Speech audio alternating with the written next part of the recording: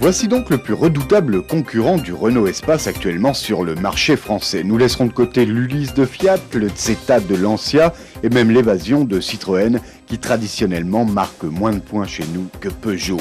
Redoutable, le 806 l'est avant tout par son comportement sur la route, quasiment pas de différence avec une berline, ça c'est le principal point fort de ce nouveau venu. C'est au niveau du dessin que le 806, comme les autres modèles de la série que nous venons de citer, est certainement le moins réussi. Ceci étant dit, les impératifs d'une conception multimarque n'ont pas laissé beaucoup de place à l'audace. Il faut reconnaître ce point à la décharge des stylistes qui ont signé la ligne du 806. Quoi qu'il en soit, la personnalité Peugeot s'inscrit tout de même dans le dessin des feux arrière, des rétros, de la calandre et des jantes, ainsi que dans les propositions d'équipement qui accompagnent ce modèle. On le voit, les portes arrière sont coulissantes, c'est déjà un net progrès, et puis c'est par le dessin de sa planche de bord, intégrant le levier de vitesse, que le 806 marque des points. Le système anti-vol est codé et les nombreuses options offrent la possibilité d'un aménagement presque personnalisé du 806.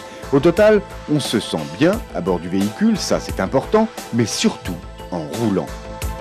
Côté moteur, pour l'instant, ils ne sont encore qu'au nombre de 2 des 4 cylindres de 2 litres, l'un atmosphérique, l'autre turbo-compressé.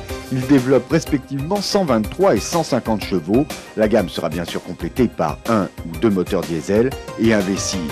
Reste à parler des prix, ils sont compris entre 140 et 152 000 francs pour le 2 litres atmosphérique et entre 165 et 202 000 francs pour le turbo.